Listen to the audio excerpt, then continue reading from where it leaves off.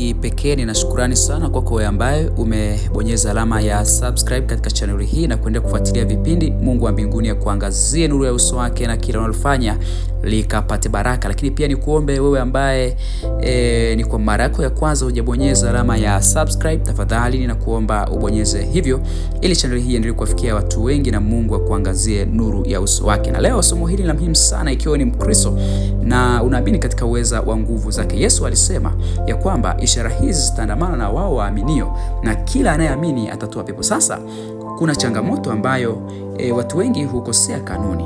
Kuna hatari kubwa katika kuingia kwenye vita vya kiroho bila uelewa wa kanuni.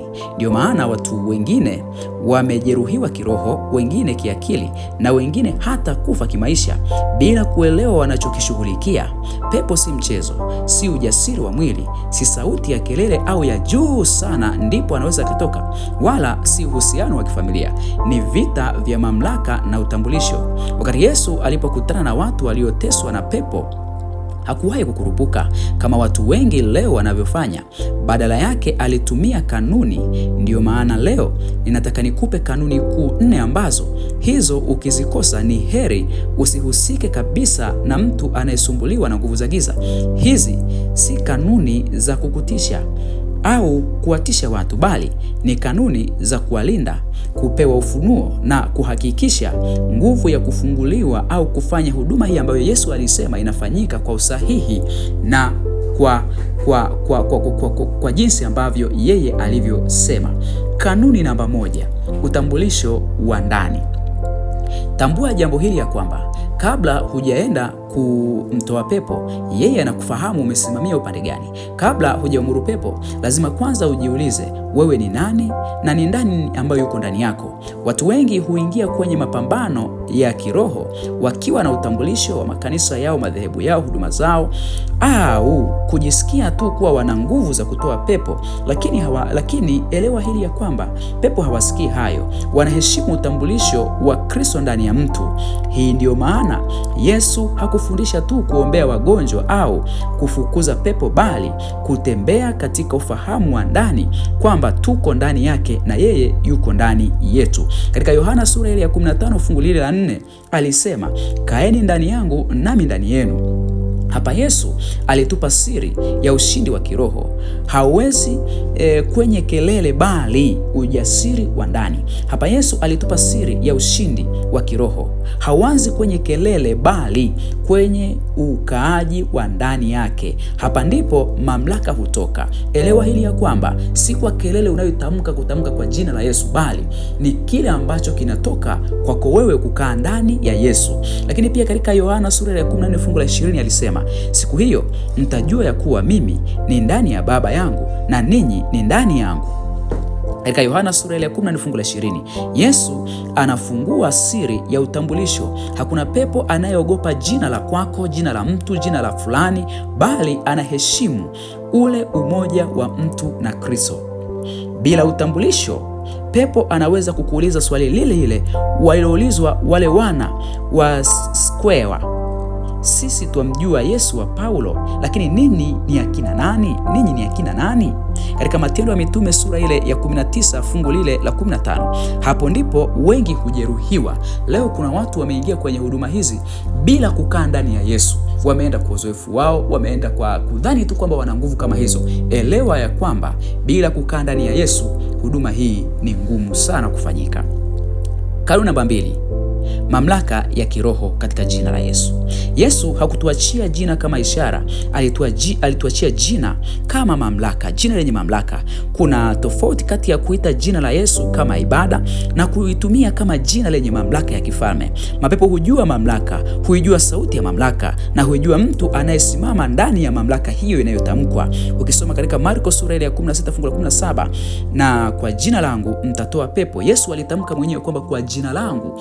Kwa hiyo kanuni nyingine ni kutumia jina la Yesu, na Biblia imesema ya kwamba kila alitaje jina la Bwana na uache uovu. Yesu hakusema watajaribu au wakijisikia, alisema watatoa pepo. Yaani alimaanisha msingi wa jina lake. Hii ndiyo mbinu ya kutoa pepo, ya kwamba kwa jina la Yesu na kulitaja jina la Yesu ni kuacha uovu. Lakini pia Yesu alisema nimepewa mamlaka yote mbinguni na duniani, katika Mathayo sura 28 fungu lile la 18.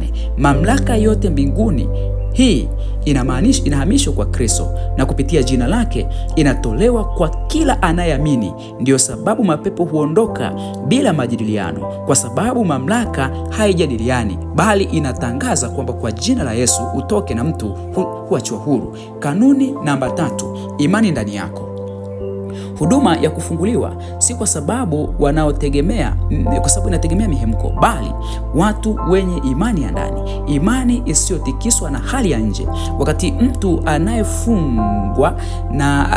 Wakati mtu aliyefungwa anapiga kelele, anapozungumza maneno yoyote yale, mtu hapaswi kuogopa, maana Yesu hakuwahi kufukuzwa na mazingira, bali mazingira yote yalikubali kile Yesu alichokisema kwa imani.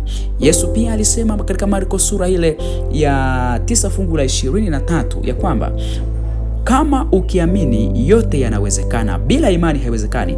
Yesu hakutaja maombi, hakutaja kelele, hakutaja mbinu, alitaja imani, kwa sababu ya imani yenu kuwa ndogo. Katika Mathayo sura ile ya 17 fungu la 20, Yesu aliwaambia wazi kwamba wanafunzi wake walishindwa kutoa pepo, lakini Yesu waliporudi aliwaambia kwamba ni kwa sababu ya imani yenu kuwa ndogo. Imani ndiyo inayofanya mamlaka itende kazi ndani yako. Mamlaka bila imani ni kama mtu aliye na bunduki isiyo na risasi.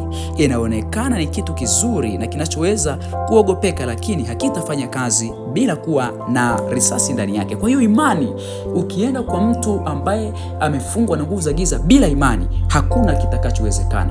Yesu aliwatuma wanafunzi wake, lakini walipokosa imani haikuwezekana. Yesu akaja kwambia, mbona mmeshindwa, mmekosa imani?